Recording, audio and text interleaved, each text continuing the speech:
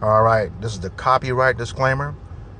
Copyright disclaimer under Section 107 of the Copyright Act of 1976. Allowance is made for fair use for purposes such as criticism, comment, news reporting, teaching, scholarship, education, and research. Fair use is a use permitted by copyright statute that might otherwise be infringing. And this video is not for any monetary gain. It is explicitly for the reasons stipulated in the Copyright Act of 1976 under Section 107.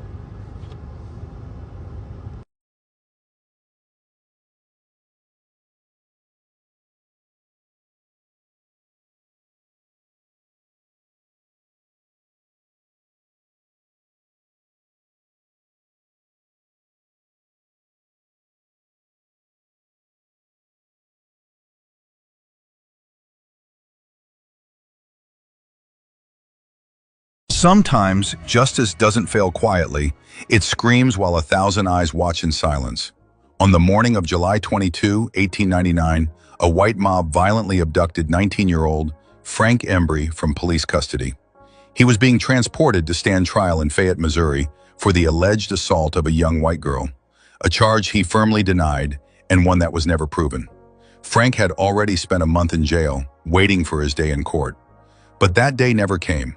Instead, a crowd of over 1,000 white townspeople decided that the law was too slow, and they would carry out their version of justice. According to newspaper reports, the mob intercepted the officers, dragged Frank into a wagon, and took him to the location where the crime had supposedly occurred. There, in broad daylight, they stripped him naked, a deliberate attempt to degrade him. In front of the cheering crowd, they whipped him mercilessly, lash after lash, trying to force a confession. Frank Embree endured over 100 brutal lashes, his skin torn, his body drenched in blood. Still, he refused to admit to a crime he didn't commit. Eventually, the pain became unbearable. Frank screamed out, not to beg for his life, but to beg for death. He pleaded, "Just kill me, but stop the torture." With those final words, he gave them the confession they demanded. A confession extracted through terror and torment, not truth. Moments later, they hanged him from a tree, without trial, without mercy, and without justice. Photographs were taken of the event, showing the faces of many in the mob, faces clearly visible, but no one was ever arrested. Not a single man was held accountable. Frank Embree never had the chance to speak in a courtroom, but today we speak his name, not in whispers, but loud enough to echo through history. This is Untold Chapters, where we uncover the buried truths of history and give voice to the forgotten. If this story moved you, don't forget to like, comment, and subscribe, because the past only stays silent when we choose not to listen.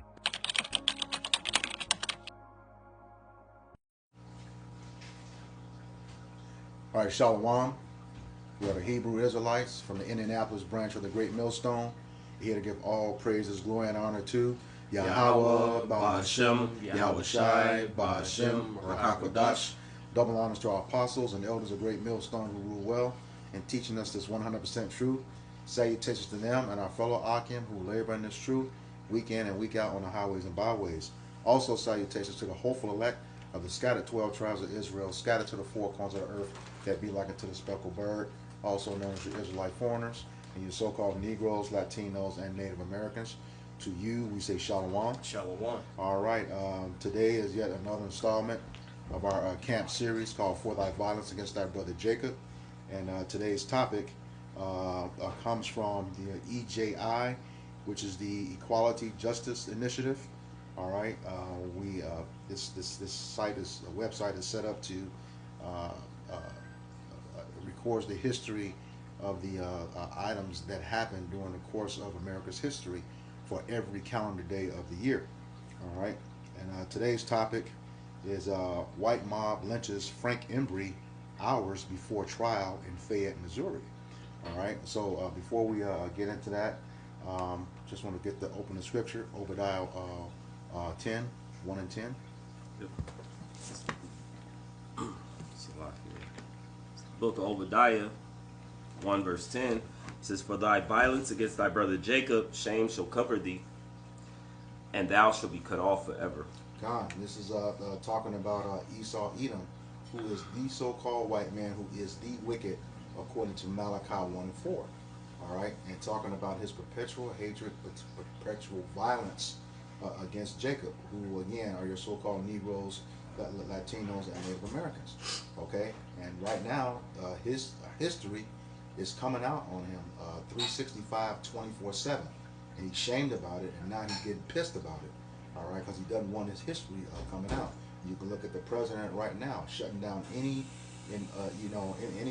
that talks about the history of slavery. He's doing that with the Smithsonian Museum, replacing all of those statues that were taken down,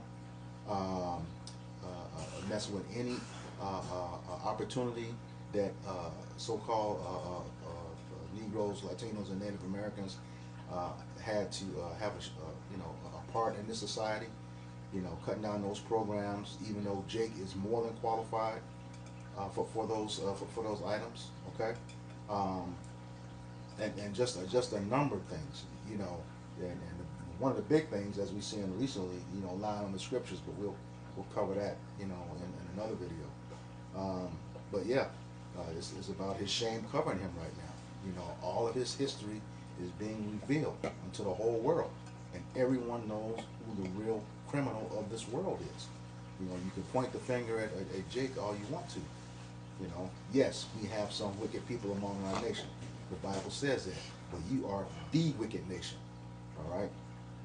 Psalms 14, Psalms 53 says there is none good among you, the wicked, none, not one. Care how nice you are. Those evil is bound to come out. Sirach 12 and 10 says, "Never I trust your enemy." All right, for as iron rusted, so is his wickedness. Meaning that as much as iron is guaranteed to rust, you are guaranteed to be the wicked. All right, and that open scripture goes on and says, "You will be cut off forever." Yeah, your time is up. All right. Before you are cut off forever out of existence, what you wanted to do to us, eliminate us off the planet, the Bible says that about you. All right, you're going to be cut off from existence, cut off forever. All right, but that's after you serve slavery twice as long and twice as hard. The same things that you did to us, except for the whack stuff. Like buck breaking, cutting babies out of the womb and stuff like that. It's going to be done to you. We're going to do it in righteousness according to the scriptures. All right, and don't think that's going to be an easy walk. As we are the image of the Most High. As the scriptures say, it is a fearful thing to fall into the hands of the living power, the living God. So we're going to be executing on His behalf. Precept. Go ahead. Obadiah verse 15. For the day of the Lord is near upon all the heathen. As thou hast done, it shall be done unto thee. Thy reward shall return upon thy own head. Yep. As it was done, it's going to be done to you. That's the whipping. What it said, we're going to have a rod of iron. Precept. Dash your children against the stones. Go ahead.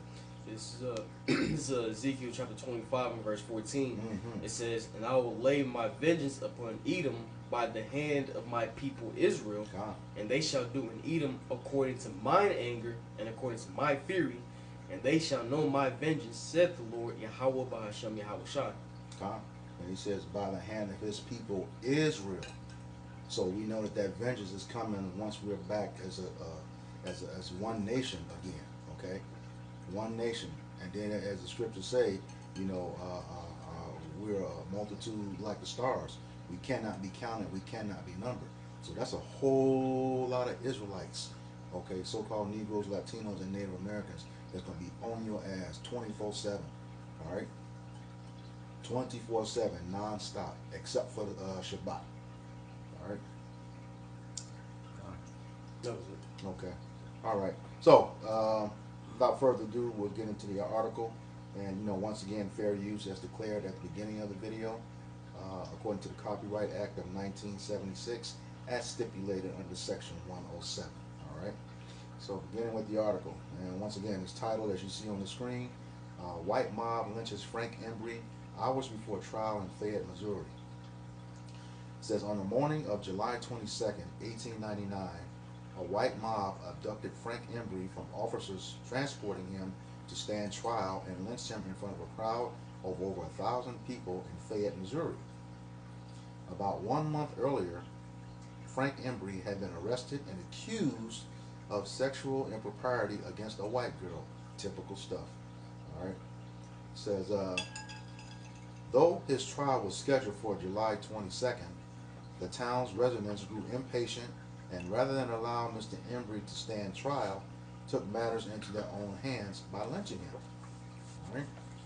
It says, according to newspaper accounts, the mob attacked officers transporting Mr. Embree and seized him, loaded him into a wagon, and drove him to the site of the alleged crime. Once there, Mr. Embree's captors immediately tried to extract a confession by stripping him naked and whipping him in front of the assembled crowd, but he steadfastly maintained his innocence despite this abuse. After withstanding more than 100 lashes to his body, Mr. Embree began screaming and told the men that he would confess. Rather than plead for his life, Mr. Embree begged his attackers to stop the torture and kill him swiftly. Covered in blood from the whipping, with no courtroom or legal system in sight, Mr. Embree offered a confession to the waiting lynch mob and was immediately hanged from a tree. Man. Says, goes on, says, black people accused of crimes during this era were regularly subjected to beatings, torture, and threats of lynching in efforts to obtain a confession, and the results of those coercive attacks were later used to justify the lynchings that followed. In fact, without fair investigation or trial, the confession of a lynching victim was more reliable evidence of a fear than guilt. Though published photographs of Mr. Embree's lynchings clearly depict the faces of many of his assailants, no one was ever arrested or tried for his death. Precept. Go ahead. It's the book of Exodus, chapter 23, verse 1. Thou shalt not raise a false report. Put not thy hand with the wicked to be an unrighteous witness. It says, thou shalt not follow a multitude to do evil, neither shall thou speak in a cause to decline after many to rest judgment. So, you know, it was a false accusation, and then of course it was they couldn't wait, like they always say, as far as to give due process, and they took matters into their own hands. And so this is again a thing in which the wicked, you know, we've always seen. You know, there's been an accusation, and then because of their bloodthirst, you know, they wanted to put harm on Jake, and then they had the power to do so. So they just, you know, it's just wild, man, because it's like the more and more we go into these, we see it countless times, day in and day out. You know, that they're accusing, false accusations. They get the outside media. You know, nowadays they get the media is what they're actually doing. You know, to put Jake out there as being like the criminals. So then they, you know, build this case of propaganda. So then they can cause harm to the so-called black, Hispanic, and Native American man mainly in this society. So yeah, you go ahead, bro. Okay, this is Sirach or Ecclesiastes chapter 11 verse 7. It says, blame not before thou hast examined the truth. Understand first and then rebuke. You see, and this is something that Esau, even the so-called white man, does not do, because ultimately his judgments are the calls that he makes are solely fueled off the perpetual hatred that he has for you so-called Negroes, Latinos, and Native Americans. All right, here it is. This dude, he got beat and lynched right before he even went to trial. And you know, he was forced to confess to something that he didn't do, but out of fear, and he wanted to torture the end and things of that nature. You know, within himself, he thought there was no other way but to make a confession. You see, and that's how Esau does, Jake. Because the Esau, they already know they want to kill Jake. You know, They just want to, in some way, justify what they're doing to Jake. You see, so they beat him, tortured him, and forced a confession out of him, man. You see? And once again, it all goes back to that perpetual hatred that Esau has for you so-called Negroes, Latinos, and Native Americans, man. I got a precept. This is the book of Amos, chapter 1, verse 11. And it reads, Thus saith Yahweh Bashem Yahweh Shai, for 3 transgressions of Edom, and for 4, I will not turn away the punishment thereof, because thou didst pursue his brother with the sword, and did cast off all pity, and his anger did tear perpetually, and he kept his wrath forever. That's to this very day, going all the way back, to Esau, Genesis 27, between verses 38 and 41, where he said, the days of my father Isaac are at hand. He's going to slay his brother Jacob, and you slay Jacob, there's no 12 tribes of Israel. In the spirit, you can take that all the way back to Cain too. All right. It says he cast off all pity. He did pursue his brother with the sword. That's any killing instrument. The number one right now is the gun, okay? But then you have the water, the food, the air. He's doing the chemtrails, putting all the chemicals in the food, manipulating the fruits and vegetables. Tainting the air with these chemtrails. All right. All to get Jake, but this fool don't realize, he's getting his own people too. But that's the thing. A lot of them are collateral damage just to get rid of Jake. All right. He said he did cast off all pity. He had no mercy for Jake, none. This is the same playbook. This is our 145th video. The same playbook. Always a false accusation. When it turns out, a lot of times it was something that he did.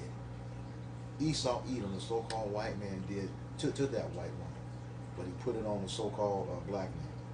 All right, something that he did, and Jake paid for it, just like what they're trying to do now.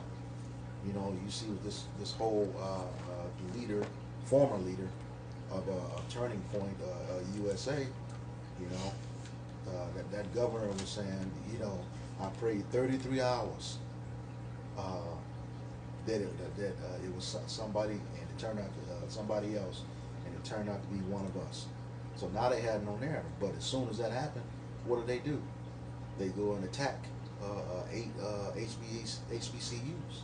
Yeah. Who had absolutely nothing to do with that. Yep. This is at a university in Utah, the whitest of the whitest states in the United States. Okay, all Mormon for the most part. Had absolutely nothing to do with that. But, through the spirit, like we say, we're not ignorant of Satan's devices. When they said the Democrats, immediately in my mind, was that demographic breakdown on who voted for who. All right, you had like 92% of Jake women, and I want to say somewhere between 70 to 80, mid 80% of Jake men. All right, that's what they used. They didn't say another so-called white man. Okay, they were going after Jake when they said that. Had absolutely nothing to do with it. But that's the thing, and Jake better get ready, because they then showed you, who they want to blame, who they want to come after. Again, that's that perpetual hatred that we're talking about. And he kept it forever, and that forever is until we get into the kingdom. All right, we already tell you Revelation 12 and 12. He had a short time. He's going to come down with great wrath. All right. Yeah. Like you were saying about the HBCUs. When I was on my way over here this morning, I had an article, a notification pop up on my phone, talking about how Trump withdrew funding from HBCUs. Yeah. So some way somehow, they throw Jake into the mix. Mm-hmm. You see, because it coming out that it was one of their own. they can't blame us, because when you hear that dude talking that video, he literally said that, you know, we wish we could have said it was Muslims or whoever. Yeah, somebody from another country. Yeah. You talking about Utah Governor Spencer Cox. Yep. Yeah. Yep. And he was like, well, unfortunately, it was one of our own. Yeah. You know, so it goes to show you that Esau, he's always trying to find somebody to blame to justify his violence. Mm-hmm. You see, he don't take no kind of accountability. If you look closely at that video, you had the current FBI director, Akash Patel. When he said that, his whole countenance changed. Like, damn, he talking about me. Yeah, he talking about you. They don't like anybody with none, but mostly Jake. You know. Precept. God. This is the book of Galatians, chapter 6, verse 7. It says, "Be not deceived, the Most High is not mocked. For whatsoever a man soweth, that shall he also reap." Mm-hmm. So the things in which the false accusations, a lot of the things in which they point the finger, they tend to be the ones who actually are doing the crime, Mm-hmm. who actually are the ones are at fault. So when they try to put a big magnifying glass on so-called blacks, Hispanics, and Native Indians, of course, you know, like your brother brought out earlier, that yeah, we have wicked among those who do wickedly amongst our people. You know, 2/3 of our people. God. But at the same time, there's nobody who in this world, you know, have even tried to help us. Right. You know, it's actually been, they actually, like the scriptures say, help forward the afflictions. Mm-hmm. You know, and then, you know, of course, go back to the Most High. You know, they said the accuser of the brethren. You know, to say, like, look at all these things that they're doing. Like the guy that supposedly, you know, allegedly now, you know, stabbed that Ukrainian the white refugee. Ukrainian. Yeah. You know, the first thing they did was, you know, looked at his history. 14 years back and forth, in and out of jail. Mm-hmm. He should have been locked up and stayed there. Yeah. Right. If he was, let's say, innocent and was let's say shot in the back, you know, or you know, killed or taken out by police, what they do with Jake? Oh, he was a criminal. He had a criminal record. They always going back to us being criminals, regardless of whether you were doing well in the community or you are, you know, you actually being evil. So they look at us entirely as criminals. Yeah. So, all right. Yeah. So again, that's the justification for whatever they decide to do to us. You know. But again, they're gonna reap because they sow that out there. All this stuff is gonna come back upon them. You know, in the end, Yahweh Shai is gonna have, you know, his, you know, vengeance is his. You know, for all the things that they've done unto our people. And it says, "For he that soweth to the flesh shall of the flesh reap corruption."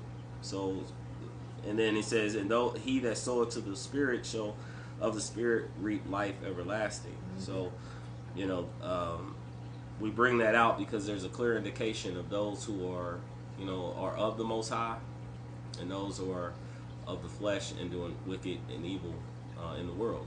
You know, starting with the so-called white man, and, you know, 2/3 of our people as well, those who side with them, you know, as far as the other nations. I was going to say to your point, how they do us. Remember that kid fell into that gorilla pit in the zoo? What was his name? Karumba or something like that? What was that gorilla's name? Oh, Harambe. Harambe, yeah. Anyway, they dug into the history of the mother and father, pulled up all their records of what they had done in the past. And it was a simple accident where a kid fell in there, you know. You know, going to, you know, his record. That's what they do. You know, well, he had to sit in the corner in kindergarten, you know, with his face to the wall. You know, just to really, really drive home that, you know, we are a misguided, reckless people. All right? But that's not the case, because the elect have Yahweh Bashem Yahushai. This is the precept I had to back you up. One of your favorites you like to bring out. This is Proverbs chapter 26, verse 27, and it reads, "Whoso diggeth a pit shall fall therein, and he that rolleth a stone, it will return upon him." So the things that you have in store for us, you know, it's going to come back on you, Esau. You know, it's going to come back on you. All right, and yeah, you have to give an account for everything. This little system y'all got now with the former director of Turning Point, you know, screenshotting, reporting, you know, emails, calling people's jobs because they have an opinion about stuff he said, you know, stuff he said, and trying to get people fired. You seeing people from American Airlines, Office Depot, getting fired because of something that they said. But he's going around saying stuff about us. You're gonna pay for that. You're gonna have to give an account for everything that you've done. All right. All right. So go ahead. This is Joel chapter 3, starting at verse 19. It says, "Egypt shall be a desolation, and Edom shall be a desolate wilderness for the violence against the children of Judah, because they have shed innocent blood in their land." See, so ultimately, the Lord, all of Esau's sins have reached the heavens, and the Lord has not forgotten what ultimately you've done unto His chosen people. You know, all the violence and all the evil that you committed against the children of Israel is ultimately going to result in this place, Babylon the Great, aka America, being destroyed, all right, and you going into slavery. And then when you're done serving out your servitude, all right, you're going to be destroyed as a nation. Say, verse 20, "But Judah shall dwell forever." It says, "But Judah shall dwell forever in Jerusalem from generation to generation, for I will cleanse their blood that I have not cleansed, for the Lord Yahweh Bashem Yahushai dwells in Zion." And we know the scriptures say that a land cannot be cleansed. I got it. God. Want me to read it? God. Yeah, this is the book of Numbers 35 and 33, and it reads, "So ye shall not pollute the land wherein ye are, for blood is defileth the land, and the land cannot be cleansed of the blood that is shed therein, but by the blood of him that shed it." So ultimately, that's how the Lord Yahweh Bashem Yahushai is going to cleanse our blood, man. All right, by destroying this place completely. You see, because ultimately you have defiled, right, America, all right, with the blood, sweat, and tears of the so-called Negroes, Latinos, Native Americans. You see, and ultimately the judgment for that is that your blood be shed. You see, and we know that's going to be done by way of the destruction of America, and we understand that after destruction, America is never going to be built back up, man. Right. Right. And that, you know, they'll say, "Well, that's not fair." No, that's the law. A life for a life. You know. And it's a whole lot of Jake. Jake is always outnumbered you. So, you know, you really not going to be able to make that up unless you eliminate it, which is what's going to happen. All right? We can end with this. Yeah. You got anything else? Nah, that's all I got. You got All right. Yeah. This is the book of Lamentations, chapter 21. Chapter 4, verse 21. It says, "Rejoice and be glad, O daughter of Edom, that dwelleth in the land of Uz. The cup also shall pass through unto thee. Thou shalt be drunken and shall make thyself naked." So, you know, this is, you know, the land of Uz, you know, modern day. You know, we're here in the Americas. The dwelling place that Edom has in as far as rulership, you know, that he's actually stolen, and this is their kingdom, you know. So of course live it up, you know, because everything in which you have done and will continue to do, you know, because we still have some things that you're planning until Yahweh Shah returns. You know, you're going to pay for it. You know, so that's the thing in which the elect has hope in. You know, regardless of whatever you decide to do unto our people, Yahweh Shai is going to eventually, you know, recompense you for everything that you've done, and we're going to fare well in the end. So again, just live it up, you know, as much as you can, because eventually, you know, you're gonna have your servitude. It says the punishment of thine iniquity is accomplished, O daughter of Zion. And again, we're going through a transition, you know, phase. You know, now Esau is being exposed, and as Esau is being exposed, the elect is actually, as more information is being shown, they're now actually able to see, you know, who the wicked is, and it's becoming more and more evident, you know. And the prophecies that Yahweh Bashmiel Shai is going to reign true, you know, in the end. Just all the things in which the Lord, the book has said, the men has, you know, starting with our head apostles, the elders, bishops, have been preaching and teaching, is coming to life. You know, and so we know that we're at the end. You know, better is the end of the thing than the beginning, right? And the patient in spirit than forget the second part of that right now. Can somebody grab it real quick? Yeah.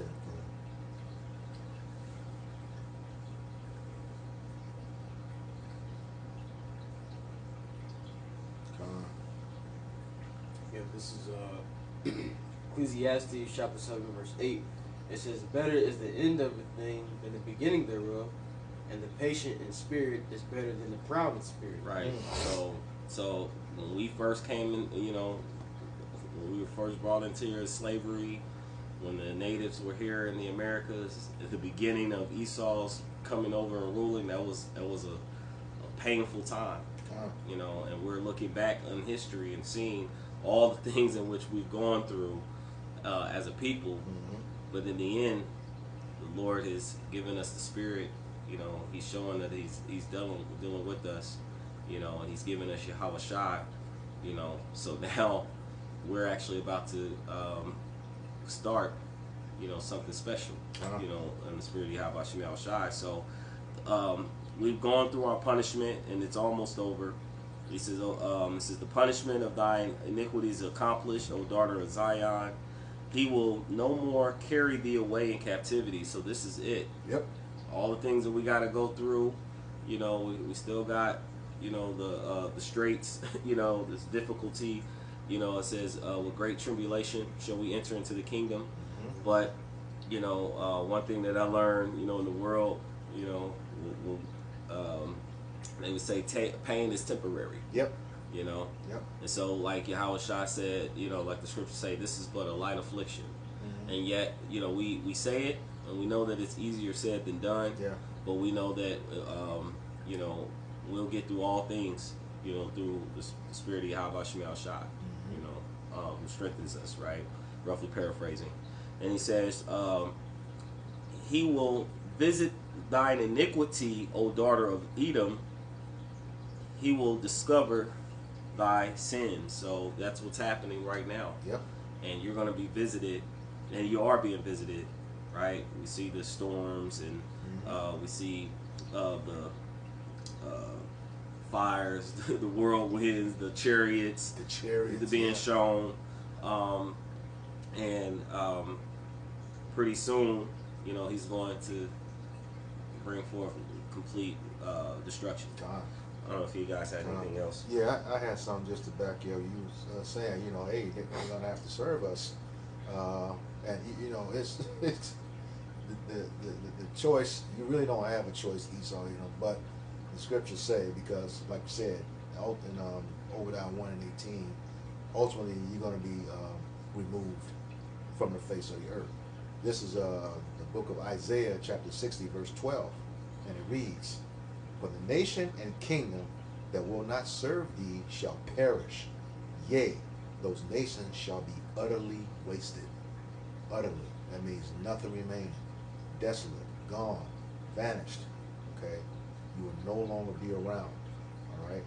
That's going to happen anyway at the end of the slavery. But here again, those who will not serve, you just bring that judgment on a whole lot quicker. Because, and to the point of that is because he's created to not ever do right. Yeah. Right? It says, can a leopard change his spots? You know. Can you bring a clean thing out of an unclean. Right. Yeah. So eventually, that nation. This is a nation that's going to be habitually disobedient to Yahweh Bashem Yahushai. Whereas it tells us in the scriptures that the other nations, they're going to be beaten with the rod, put into their place, but eventually they'll be happy that they have a rulership like Yahweh Bashem Yahushai, but not Esau either. Yeah. He will never be right. He will never get right. So eventually you have to get the cancer out of the system. Yep. And a lot of time chemo's like fire, burning it, out of the system. So eventually that's what Yahushua is going to do. Yep. Yeah. All right. So with that, we hope that this lesson was edifying, uplifting, exhorting of some sort to the elect body of true believers. Before we end, we'd like to give all praise, honor, and glory to Yahweh, Ba'ashem, Yahushai, Ba'ashem, Rakakwadash. Double honors to the apostles and elders of Great Millstone. Peace and salutations to the hopeful elect scattered throughout the four corners of the globe. Until next time, all those listening and learning to you, we say Shalom. Shalom.